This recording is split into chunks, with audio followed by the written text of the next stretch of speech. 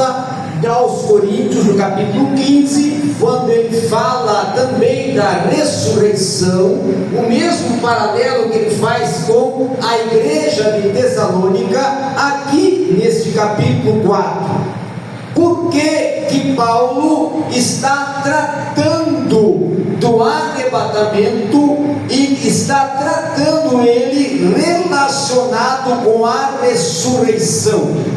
Primeiramente, tanto a igreja de Corinto como a igreja de Tessalônica era uma geração que estava sendo confrontada com algumas teorias defendidas pelo gnosticismo, e entre essas teorias tinha uma de sentido escatológico, dizendo que quem morresse nunca mais iria ressuscitar. Não havia ressurreição de mortos. Uma vez morto, estava morto e não voltaria a viver. Aí Paulo, para confrontar, aí Paulo para rebater, aí Paulo para instruir a igreja, aí Paulo para trazer o sentido cristocêntrico à Bíblia Sagrada e às suas epístolas e às suas igrejas.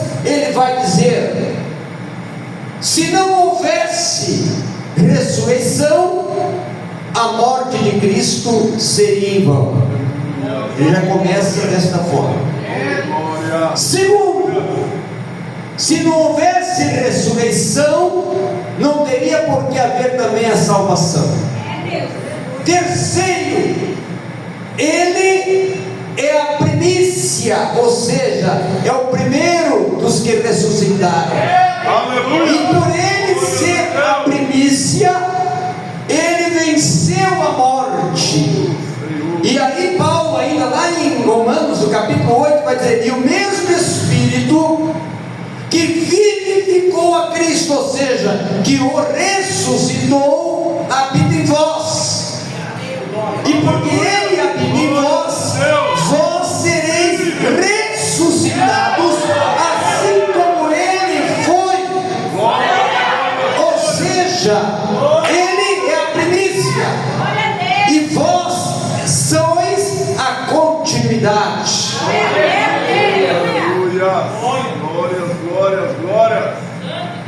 Existem na Bíblia Sagrada 3 homens que vou falar agora, que não ressuscitaram, mas foram transladados. O primeiro foi Enoque.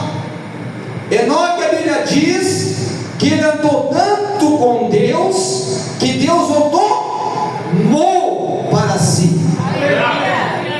E Enoque é um protótipo do arrebatamento. Sabe por quê? Porque o termo arpazô significa tomada. O termo arpazô utilizado para arrebatamento significa puxar abruptamente. O termo arpazô utilizado para arrebatamento significa retirada, rápido, imediato, indecifrável, indescritível, e que não tem tempo para acontecer, porque é atemporal.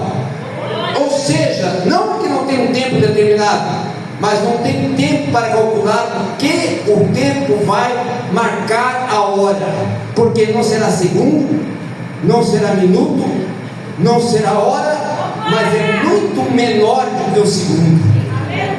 Abrir o piscar de olhos não é um segundo. Você ainda não entendeu? Abrir o piscar de olhos não é um segundo. Abrir o piscar de olhos, não existe como cientista decifrar o tempo que leva para acontecer. Então eu tenho a convicção e a certeza e a autoridade para falar que o arrebatamento será fora do tempo. Os homens não podem dizer é um segundo, é milésimo de segundo, é um minuto. Não! Quem sabe o tempo do abrir e piscar de olhos está nos céus, que é o Criador do tempo.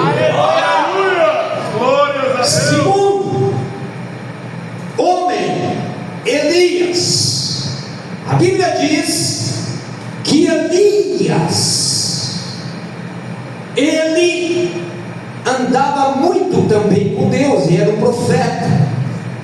E era um profeta que tinha uma marca toda existencial, que era uma ação sobrenatural, que milagres aconteciam através da vida de Elias.